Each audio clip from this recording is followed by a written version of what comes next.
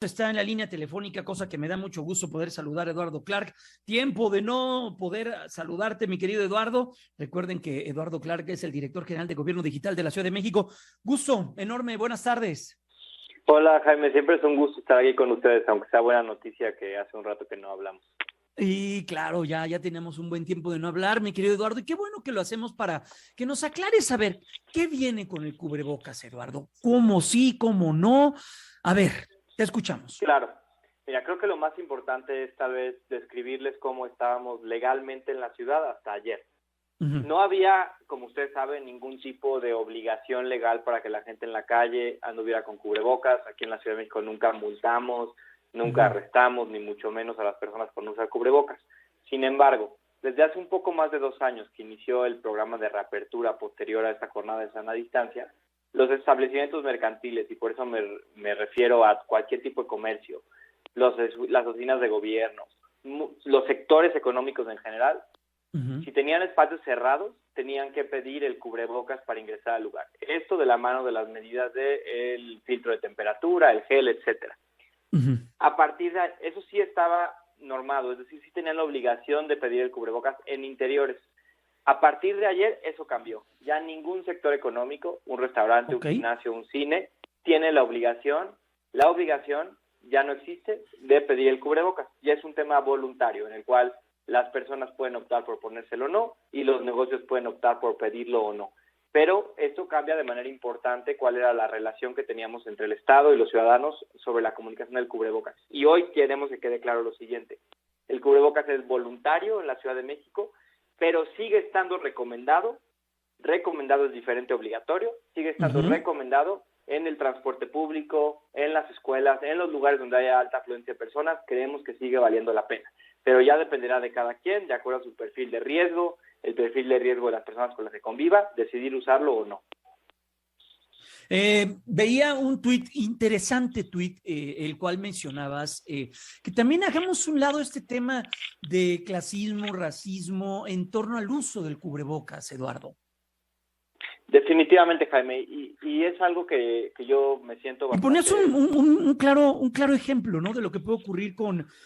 voy a leer tu tweet y ahorita nos platicas. En un apunte personal del cubrebocas, señala Eduardo Clark, debemos garantizar todos, con mayúsculas, que el cubrebocas voluntario se traduce a todos sin clasismos, que no replique repugnantes clasismos donde solo se le pida al servicio y a los pobres que en bodas de 1,000 personas la queja no sea que el mesero no traiga el cubrebocas. Y es que retrata perfectamente lo que llega a ocurrir, Eduardo. Es correcto, Jaime, y espero, y es algo que sería trágico si se replicara en el tiempo, que el cubrebocas sea otra muestra más del desafortunado y la verdad repugnante clasismo y racismo que puede ocurrir en nuestro país, en el cual las personas diferencian a los grupos sociales por si a unos les piden cubrebocas o no. Son términos fuertes, pero hay gente que desafortunadamente luego veo que puede tener fiestas en su casa de 50 personas casi ahí en espacios cerrados, pero al día siguiente la persona que la ayuda a limpiar no vaya a ser que esa persona del servicio venga sin cubrebocas, va a contaminar toda la casa de COVID, ¿no? Sí, es un contrasentido total, ¿no? Exacto, tenemos que ser muy claros.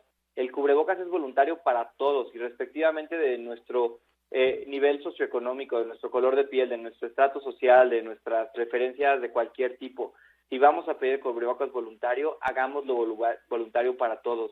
Que no vayas a un corporativo y los altos ejecutivos anden como si nada, pero al personal de limpieza, de intendencia, a los que limpian, no vaya a ser que traigan el COVID al lugar. Tenemos que reflexionar sobre las graves problemáticas que podría generar que usemos al cubrebocas como un instrumento más de división social en México, que sería replicar muchas de las cosas que adolecemos en términos de desigualdad social y económica en nuestro país.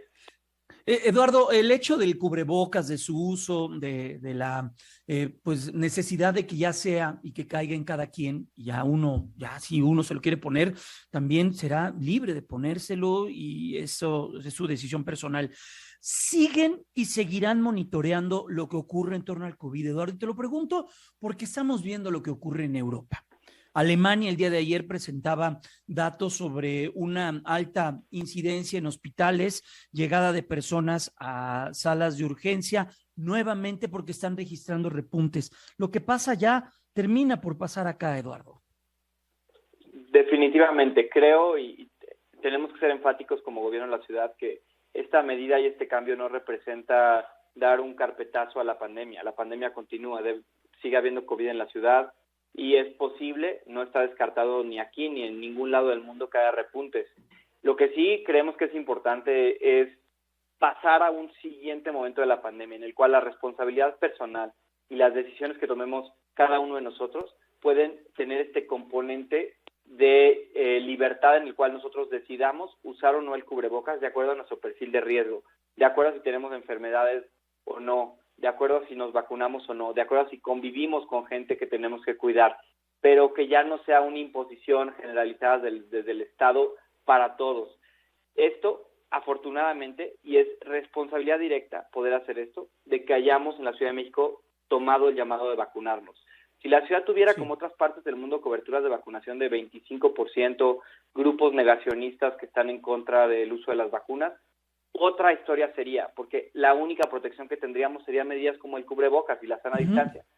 Hoy que la vacunación cumple un rol tan importante, podemos balancear estas dos cosas, pero no descartamos dos cosas. La primera es la total racionalidad y el total respeto que tenemos que seguir teniéndole a las personas que decidan por cualquier decisión personal usar el cubrebocas. Ellos son libres de hacerlo y tenemos que respetarlos. Y en segundo lugar, entender que si hay un incremento de casos, que si entramos una temporada invernal, no está de más que usemos más cautelosos, que nos cuidemos más, que si entramos a un lugar nos pongamos el cubrebocas. Creo que no son ideas que vayan una en contra de la otra. Lo que sí queremos enfatizar es un momento distinto de la pandemia donde estamos confiando mucho más en las decisiones individuales de las personas para decidir por su salud y la de sus seres queridos. Pues Eduardo Clark, siempre un gusto poder platicarte y sí, hoy hablábamos con la secretaria Oliva López Arellano y nos decía una Ciudad de México que logró índices de vacunación superiores al 95-96% en esquemas completos, es un gran escudo. Ojo, no significa que no podamos contraernos, contagiarnos o tener alguna situación adversa con el COVID. Por eso también hay que seguir manteniendo la guardia en alto. Totalmente de acuerdo, Jaime, y cuídense todos, si no se han vacunado, váyanse a vacunar, hay oportunidades la próxima semana, sigamos cuidándonos, pero ya en este distinto momento de la pandemia. Eduardo, gracias, te abrazo y te deseo un excelente fin de semana, cuídate mucho.